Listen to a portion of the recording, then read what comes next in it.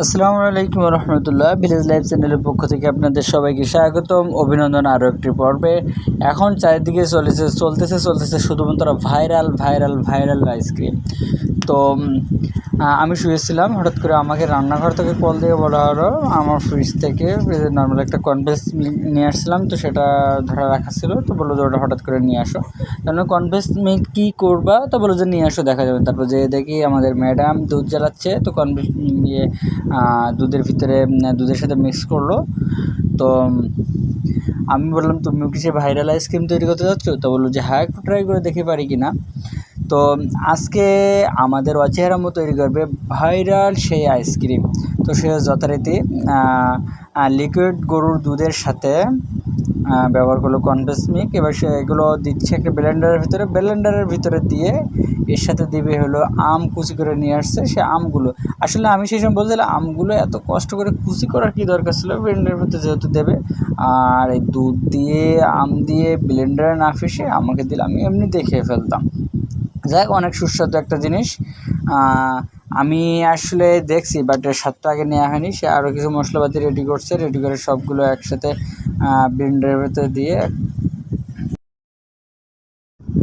তো সে যথারীতি কিন্তু ট্রাই করতেছে। আর এই সময় কিন্তু সে সবসময় বাসায় নতুন জিনিস ট্রাই করতেছে, কারণ এই জন্য ডাক্তার আমাকে প্রচুর পরিমাণ ক্যালসিয়াম জাতীয় খাবার খাইতে বলছে, সাথে মিনারেলস এবং ভিটামিন জাতীয় খাবার। কিন্তু আমি তো খাইতে চাই না খুব একটা, সেই জন্য সে নানা রকম আইটেম সবসময় কিন্তু তৈরি করার ভিতরে ব্যস্ত থাকে যে কোনভাবে আমি কোন জিনিসটা খাই।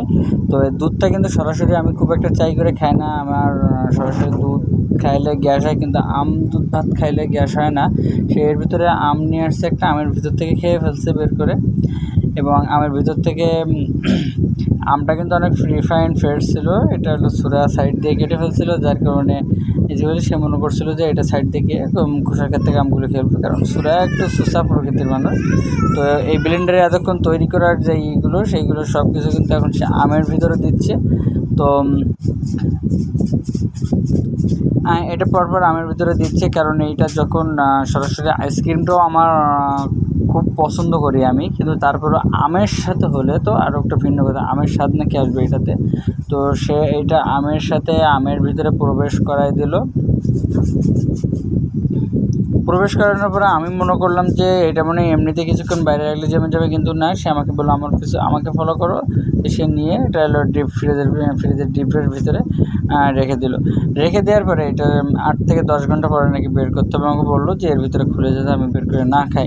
তো 12 ঘন্টা পর যে বের করছে, আমি আজকে হসপিটালে গেছিলাম, হসপিটাল থেকে ব্যাক করার পর সে বের করে বললো যে তোমাকে ঠান্ডা খাবার দিয়ে খেয়ে দেখো কেমন হচ্ছে। তো আমি খেয়ে এটা স্বাদ নিলাম, জাস্ট মাশাল্লাহ। আমের সাথে আইসক্রিমের স্বাদটা সেই হয়েছে, জোশ লাগছে। এইটা বলে আমি বোঝাতে পারবো না। পুরো রেসিপি তো দেওয়া থাকলো, আপনারা বাসায় একবার হলেও ট্রাই করে দেখতে পারেন, আপনাদের মন ভরে যাবে জাস্ট এই খাবারটা খেয়ে। এইটার একটা অসাধারণ অতুলনীয় একটা স্বাদ। এই স্বাদের কথা বলতে বলতে আমার কিন্তু মনে করেন আরও 10 মিনিট বললেও কিন্তু শেষ হবে না। এটা মনে করেন যে ভিডিওটা তখন রেকর্ডিং করতেছে তখন এই স্বাদটা কিন্তু আমার মুখের ভিতরে রেখে আছে, কারণ জাস্ট এই আমটা খাওয়ার ফলে ফিল অসাধারণ। আর আমার জন্য দোয়া করবেন, আমি আগের থেকে অনেকটাই সুস্থ আছি আলহামদুলিল্লাহ, এবং যাতে আরও দ্রুত সুস্থ হতে পারি সে দোয়া করেন। আল্লাহ হাফেজ।